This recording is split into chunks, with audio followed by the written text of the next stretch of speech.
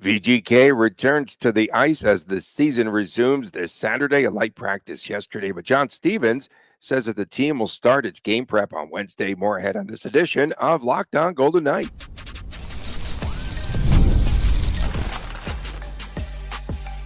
You're Locked On Golden Knights, your daily podcast on the Vegas Golden Knights, part of the Locked On Podcast Network, your team every day.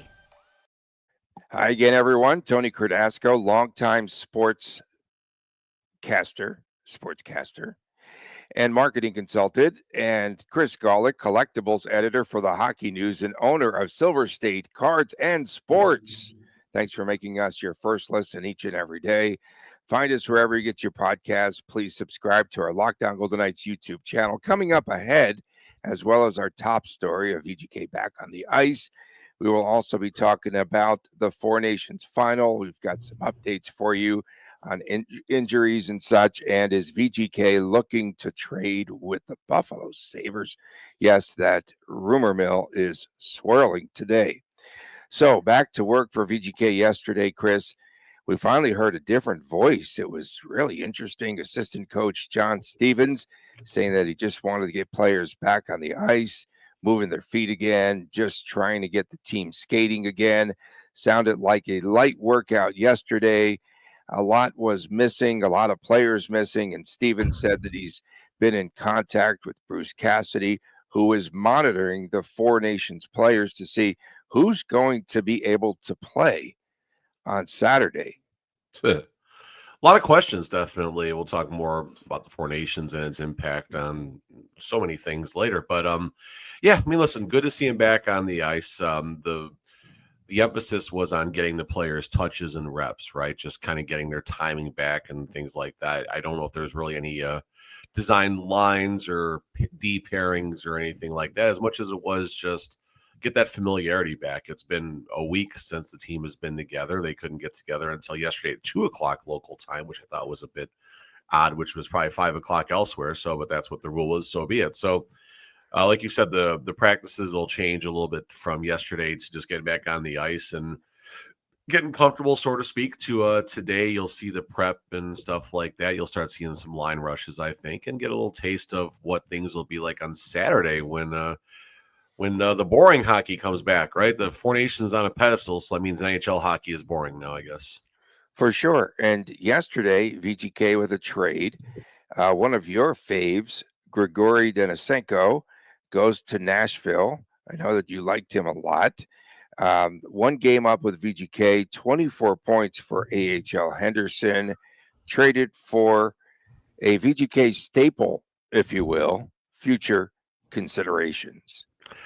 Listen, Denisenko, I remember I wrote an article about him entitled the Silver Misfits, and his path to Vegas was kind of fun, right? Kind of like what Lavoie went through, I guess.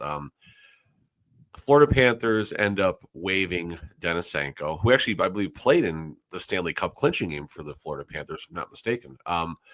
But the Panthers end up waiving the clinching game for the Golden Knights, not the Panthers, pardon me, other way around, 2 years ago.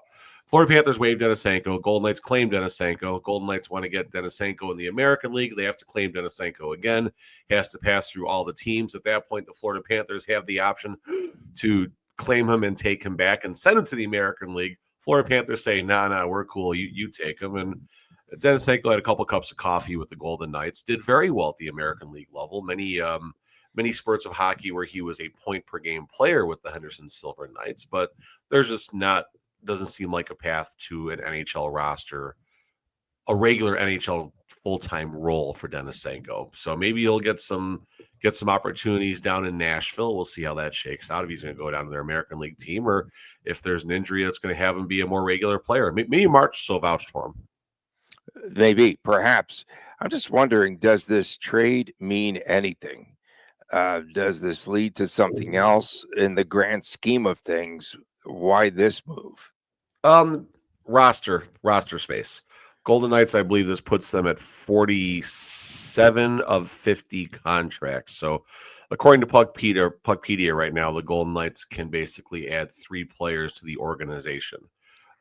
However that happens, whether it's American League contracts or NHL contracts that have two-way deals and things like that built in. So, yeah, I mean, listen, we know McCrimmon's going to be shopping. Of course, we'll hit that a little bit harder later.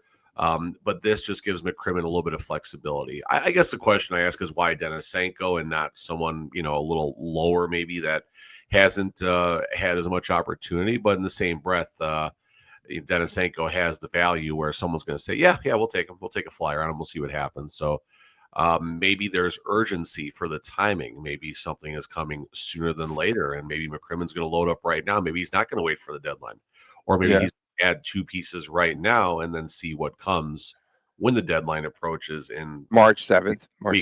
Or weeks. Yeah.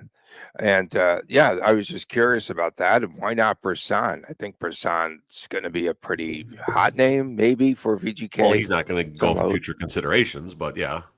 Yeah. And we never see what these future considerations actually are. Yeah, we one do. player. Yeah, we do. Who? The future considerations are other players. They're, in the case of Max Pacioretty, the future considerations were getting Nick Waugh on the team and at the time extending Riley Smith. So, yeah, future considerations has an important role in Vegas. Okay. One player on the ice yesterday, they showed some video of him, and that's Ivan Barbashev. Looked back, has not scored a goal in 15 games. Last goal, December the 14th. And a big question will be, how does VGK get Barbashev restarted down the stretch? Big question. It's a big question, but you know what? Barbashev is also having what could be his best year statistically outside of his 21-22 season with the St. Louis Blues, where he got 60 points. Barbashev is 15 and 19 this year, 15 goals, 19 assists.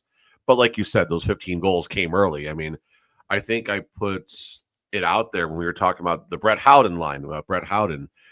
It was January the 4th, and here we are. Brett Howden is co-leading the Vegas Golden Knights in goals, and the other side of that was Ivan Barbashev. So, Barbashev has been a little slow, I guess, getting back, so to speak. He did miss some time. He's played 46 of 58 games or something like that this season. So there could be lingering issues of an injury that he just hasn't been able to overcome yet.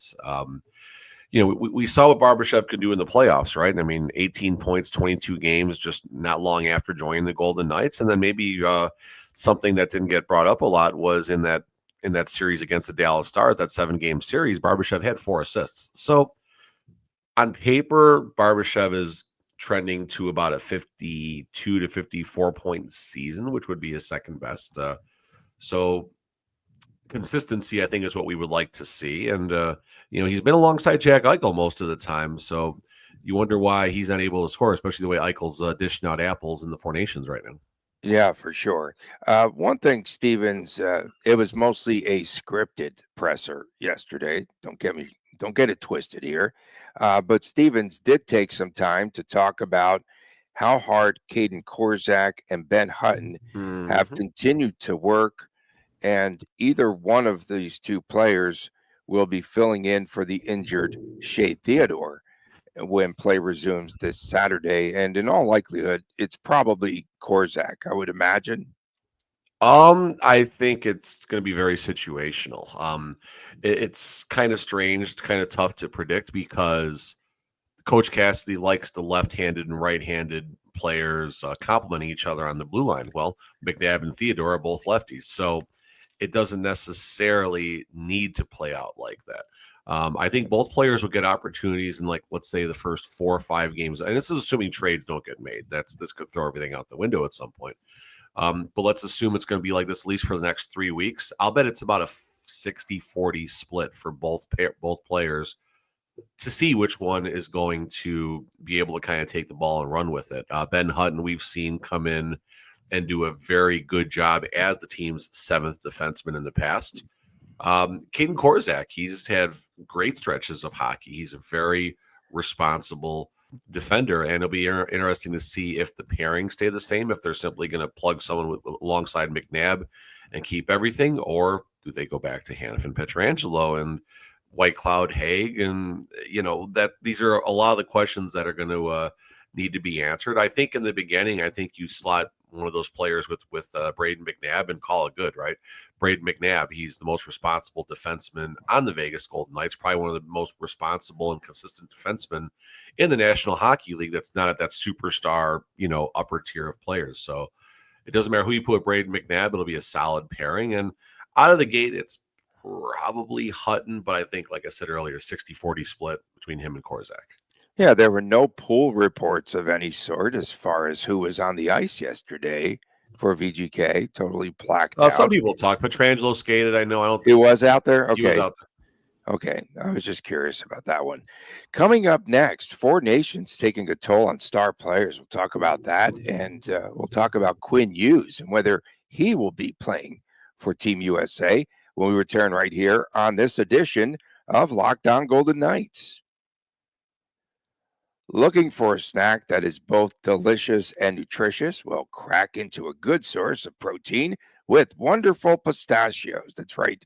Wonderful Pistachios, one of the highest protein nuts. Each 1 ounce serving has 6 grams of protein, giving you over 10% of your daily value. Plus, they are packed with fiber and better for you unsaturated fats to keep you feeling fuller longer. And personally, I definitely like the no shells variety. I really do. The perfect grab and go snack for busy days, whether I'm snacking at my desk on a road trip or just need a quick protein boost. That's my go-to. And if you love cracking open every shell for that satisfying crunch, the in-shell options are a classic favorite. The fact that Wonderful Pistachios is a complete protein, it provides all 9 essential amino acids. And it's unbelievable. The no shells is that grab and go case and satisfying. You can definitely crack open pistachios, especially during Four Nations, and get cracking with that. Get cracking, get snackin', get cracking with a snack that packs a protein punch. Visit wonderfulpistachios.com to learn more. Again, get cracking. Visit wonderfulpistachios.com. Welcome back on this Get Crackin' edition. You like that? Of Locked On Golden Knights. Tony Cardasco and Chris Golick. Good on good, we like to call this show. Good on good. And we appreciate everyone making us your first listen every day. Make sure, please, to check out and to subscribe on our YouTube channel for Nations. Four Nations taking a toll on star players. Okay, we got that up there. Yeah, I see it. Your mic is off. All cool. So let's talk. Spell, apparently. It's been a long morning, man. Yeah, it's been a long week, I think. These winter doldrums are starting to set in. I need me some Four Nations coming up here on Thursday night. So, Quinn Hughes, let's talk about him. Back on the ice for Vancouver yesterday, the first time since playing January 31st. And earlier yesterday, Mike Sullivan said that Hughes will replace Charlie McAvoy. And again, there were conflicting reports late last night. And then this morning here on Wednesday, we weren't sure if he was going to show up. And the latest on Hughes, I know that he said, hey, there's 6 defensemen who earned the right to play on this team. He, in all likelihood, wouldn't have played unless there were another injury. He would fly back there to Boston, probably just sit and watch it on TV backstage. And what's the latest on Quinn Hughes? Literally, Tony asked me this morning before he went on. We talked about it, and 4 minutes before we started recording, an article did come out, and you basically hit all the points there. The only way Quinn Hughes can play based on the rules is if someone else all of a sudden were to get hurt. So, I mean, what are the chances like Jake Sanderson or Thomas Harley go out there today and, they hit a little pothole or something and they come up lame, right? I mean, I don't know. What I don't understand, I guess, is it's not like this is the NHL playoffs where you're adding players after the deadline and things like that. It's Four Nations. It's countries. Why can't any player play if they're on the United States roster? Or why can't any player who's meets the requirements of being a USA player? Why can't they play? Same thing for Canada. Why are there even roster limitations? I guess that's the question. And there's one thing that we learned about the rosters of the Four Nation is this was very overlooked. I don't think anyone thought there was going to be all these injury contingency plans needed, right? I think everyone just thought the players were going to be out there and it was going to be perfect and no injuries, nothing bad happens, and it's going to be a great tournament. Well, it's been a great tournament. It's been taking a toll on a bunch of players, of course, locally, Shea, Theodore, and Charlie McAvoy. One of the reasons we're even having this conversation, both designated week to week. So very likely that both players' regular seasons could be coming to an end. Boston, we'll see if they're able to make a playoff run or not. We know the Vegas Golden Knights likely will be in the playoffs, so who knows? We'll see how that plays out. But why? I don't know. This just seems like a little bit of egg on the face for whoever was in charge of this branch of the tournament for not having the proper contingency plans in place. I mean, in the NHL, you have a seventh defenseman or a 13th forward ready to go. Of course, there's salary drama that can, play that out differently, but there's always an extra skater or two extra skaters on the ice for the pregame, just if someone has a blowout, if someone, whatever happens. And it seems like right now, February the 19th, 6 a.m. local time, about 36 hours before the game starts, that Canada's only going to have 6 defensemen, period. What if something does happen? I mean, how terrible would that be if something did happen and they had to play the game with 5 defensemen? That's not what anyone wanted. This is best on best, right? Yeah, that's on best. It's supposed to be. So yesterday, just for the record, Quinn Hughes did skate in Vancouver. He was still wearing the red no contact jersey. So he wants to be right, especially for the big game coming up on Saturday against VGK. He wants to be ready for Saturday. Oh, by the way, his agent is Pat Brisson. Just FYI, I had to throw that in there for you. So, yeah, no, listen. Sorry, I thought it would keep going. I thought I had a second to blow my nose. No, I mean, and that's the other side of this, right? So again, Theodore and McAvoy, we talked about that already. Quinn Hughes was in a red on Tuesday practicing, which is 2 days before an incredibly intense Four Nations championship game. We saw how USA Canada round 1 played out. A lot of fights, a lot of hits, just intense hockey from warm-ups, really, from text messages pregame and all that. It was crazy. So now Vancouver Canucks fans might, and again, it's a fluid situation. Saravelli, he's playing everything yesterday. He's playing. Mike Sullivan, he's coming. And now all of a sudden, well, we're going to pump the brakes. We still got 36 hours before this game starts. So all sorts of changes might happen to these rosters here. But where I'm going with this is now Canucks fans are going to have to sweat Quinn Hughes coming back 48 hours before he originally intended to play competitive hockey. And I know people are going to say, oh, well, it's just a couple days or whatever. Well, no, it's not just a couple days. Injury timelines are very meticulous. They're very particular. They're very scheduled to the point where here's how long you're going to be out. And I get it. There's been a break and everything. So maybe he could have played, Monday, this Monday to Friday versus the previous Monday to Friday. Fine, whatever. I'll acknowledge that. But still, he's now going to be coming back possibly early and risking injury for it's meaningful exhibition hockey. I'll still point to it. It's meaningful exhibition hockey, but it's still exhibition hockey. I don't want to see Quinn Hughes. I don't want to see Quinn Hughes get hurt. I don't want to see any of these players get hurt out there. And now if Quinn Hughes gets hurt, that would just be more egg on the face of what's been a very good tournament, but people aren't acknowledging the entire picture of it. So yesterday, Vince Mercogliano had a report about Peter Lavalette and the Rangers, and saying that Lavalette did not sound convinced that the guys who played in the tournament will all benefit from participating in the playoff-like games. He's concerned about any lingering injuries that could surface. And he said it's a pretty wide open question, right? If somebody comes back banged up, the answer is no, they're not going to play. And we're going to see this. This is widespread throughout the NHL. This will have a major, major ripple effect. And in the case of Quinn Hughes, right, he flies from Vancouver to Boston and then gets on that flight with the VGK guys and then flies to Vegas. And if you're going through any kind of injury, and he still had on the red non-contact jersey. Don't get that twisted either, because again, you can't fault him because he wants to play on Saturday.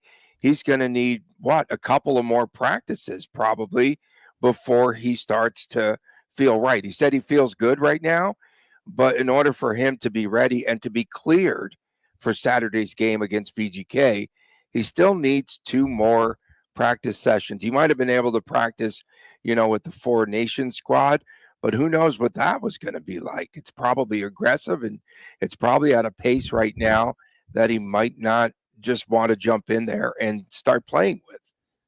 Yeah, no, today's practice reports from both teams of the 4 Nations will be very interesting to watch. You'll see probably very aggressive practice, just like you said, very physical, very fast, and you got to get ready for the big game, so to speak. It's going to be a great game. I can't wait to watch it. But going back to, I guess the question that I want to know is Jack Eichel, Mark Stone, Noah Hannafin, Aiden Hill. Will any of those players be a healthy scratch on Saturday against Vancouver? And I think that's a fair question to ask. Fair question. And of course, there's a lot that can happen in the game and all that. I understand. But will one of those 4 players end up being a healthy scratch? And I wouldn't be surprised if one of them was. I would not be surprised. The toll that this has taken, as Peter Laviolette mentioned, Laviolette. There we go. WNBC. Okay. As Peter mentioned, it's taking a tremendous toll, and we haven't seen the most aggressive moments of this tournament. And even if it's not an injury right away, it's fatigue. Fatigue could lead to injuries down the road and all sorts of things that might happen. And again, that's why I've been very down on the tournament for that perspective. But Exactly. again, I will happily walk back my comments about the quality of hockey not being great. I was concerned about that going into it. I will walk that back. The quality of hockey has exceeded any borderline great expectation that I had. It's been wonderful to watch. It's been a joy. It's been exciting. The emotional connection to Vegas Golden Knights players getting hurt and other NHL players getting hurt bothers me, though. So yeah, that I will stick to my guns on. Yeah, absolutely. And we've said that. I think we've been on the same page there. What expense do you play this aggressive hockey, competitive hockey, if you will? And John Cooper yesterday, he had an interesting quote. He said, 4 nations, nothing's done more for hockey in a decade than what this tournament has done. And that's fair. A big statement, and It's it is fair. fair. It's fair. And It's fair. and Yeah. to be honest with you, just around a lot of people that don't follow hockey, and talking to just a number of people that I know, Everyone knows about this game. Everyone knows. it's crazy about this. because the amount of people that are non-hockey fans, and yes, there are just maybe a couple people that don't listen to this podcast every day, but the crazy thing is they were all talking people that like us don't listen about every this day. The people hockey that game. One of my friends out of Denver calls me and said, "Hey, I saw the highlights. I don't watch hockey at all, but I saw he's a big football fan, but I saw the first 9 seconds, and that was crazy. And now I want to watch hockey on Thursday night." They had over 10 million people watching USA and Canada throughout North America. So US and Canada combined. But yes, what toll will this be taking? And those two dancing cheek to cheek, or rather week to week. That's what I was getting at with McAvoy. McAvoy, that injury was pretty scary. It was an infection. And I know that he's had a number of major shoulder injuries and surgeries and what have you. And who knows what that infection was. But luckily, they got him to the hospital in enough time, or that could have been really serious. And then, of course, Shea Theodore out week to week, not cheek to cheek.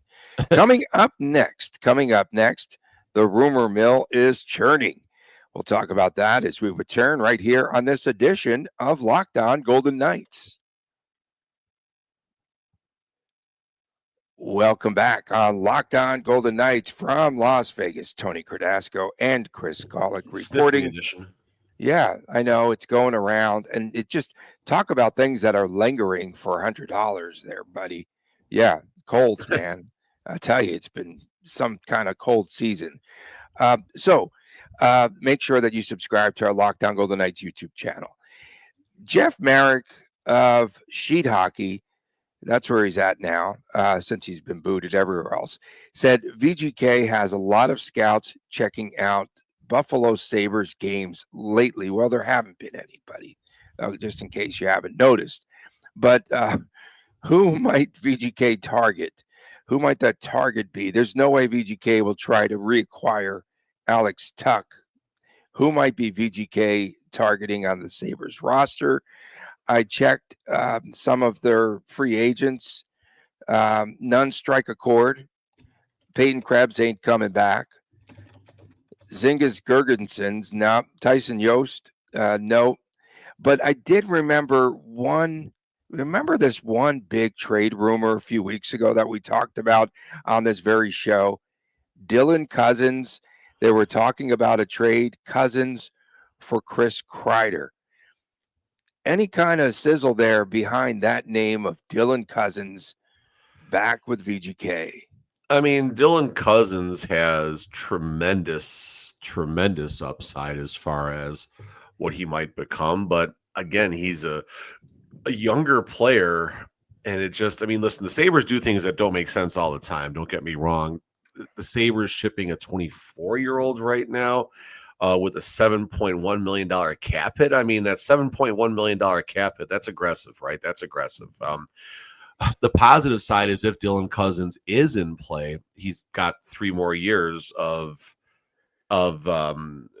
his deal left. So maybe Zucker's a 33-year-old, $5 million. Come back home. I have him on my hit list too. Yeah, no, that's a maybe. And I wouldn't say Alex Tuck is not in play. I would put it in the unlikely category. But I would about him going to LA though. I saw that too. You saw that? You know, Man, you don't listen, miss I anything. mean, if Tuck's name is coming up, you know, it's not all sunshine and roses like he originally thought it was going to be going back home. Tuck, I believe, he has a very modified no trade list. Yeah, 5 teams, so they can trade Tuck very easily, and there'll be a line of people. Younger players, Ryan McLeod, he's a center. Sam Lafferty, you know, Peyton Krebs. I mean, obviously at that point we're starting to dig a little bit, right? On the defending side, Jokiharju, Connor Clifton, Bo Byram was just traded there. I don't think that's going to happen. And then Matthias Samuelsson is currently hurt. Owen Power, Rasmus Dahlin, both high dollar defensemen. I go back to this Drew O'Connor. What about Pekka Luukkonen? What about a goaltender? Is a goaltenders could be in play. I wouldn't be surprised. Yeah, let's go outside the box here. No, I mean, listen, there is no box when it comes to Kelly McCrimmon and trades, number one. Let's be clear about this. And really fast, something that caught my attention, we'll go back to goaltenders in a second, this Drew O'Connor trade from Pittsburgh to Vancouver. The Golden Knights were in on that trade. Multiple reports out there that the Golden Knights simply, I don't know if they can come up with a good enough package, or if Vancouver just upped the ante a little bit more. And Drew O'Connor, I mean, what is Drew O'Connor? 53 games last year, 16 points, 33 points the previous year in a 79-game season. Lefty, 26 years old, 6'4", 209. So that's awfully sounds like a Nick Hague type of build to me personally. But maybe they're looking to get someone else who they can sign to a longer term extension and move on from a defender. Obviously, that changes, of course, with the injury to Shea Theodore, but you said UPL, Pekka Luukkonen. What the heck's he doing this year?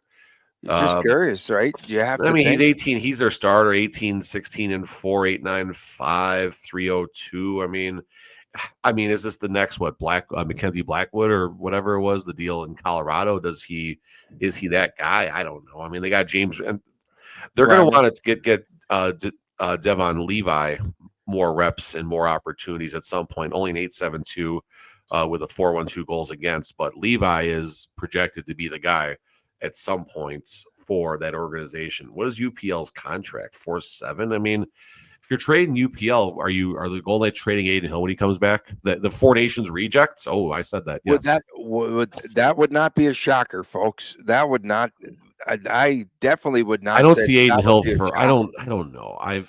someone I've talked to has also suggested that the Golden Knights might make a deal for a goalie, and You I don't don't know. like it, huh? Where there's I smoke, there's fire. Hey, what about Braden Shen? Is he going to become a Golden Knight here down the stretch? That's an interesting one right there. Braden Shen, I think we figured he had a $5.7 million cap hit though, or something like I that. I think feel like it him was and Mitch Marner are probably headed this way. Mitch Marner, Chicago in the offseason, it seems like, right? I mean, Mitch Marner, that bottom six forward, by the way. bottom six, yeah, right. Bottom six, game winner in the opener of the Four Nations, I believe. What we say, yeah, Braden Shen, $6.5 million cap hits. The Blues have how much space do they have? I mean, the Blues are somewhat up against it. I mean, they got $5 million in cap space, which although next year that swells to about $12 million with the increase, I guess. So What about VGK? Where are we at here? Where are we at here? VGK is in a much better spot, Of course. unfortunately. So they could get that $6 million plus player. I They mean, could. right now their LTIR pool is 6.8. Yeah. That's William Karlsson's money, and however they factor that, and then of course Shea Theodore is 5.2 and change. So right there, that's about $11 million. Tanner Pearson, I believe, was back on the ice yesterday. He's been on That's good IR, news. so that's good to see. Absolutely. Yeah. Cole Schwint, I Definitely. know, was on crutches before the Four Nations break, so Was maybe he longer skating? for him right there. We don't know. He was out still. If he was on crutches before the Four Nations, I would doubt it, but I don't know what the extent of the injury is. But listen, you're going to see something happen. Right now, the Golden Knights only have 10 forwards on their roster, so they're going to have to activate 2 players, bring someone up from the American League. Of course, there's plenty of options there right now.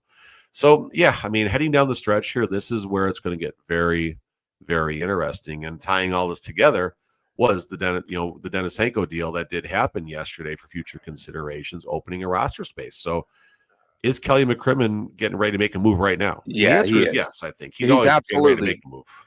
And do not discount having a goaltender moved for VGK, aka They're not trading Hayden Hill. Samsonov. Are they trading Hill? Hill's going to be, I'm telling you right now, especially if they can't come to terms, especially if they absolutely dissed him. He's not going to play the championship game, is he?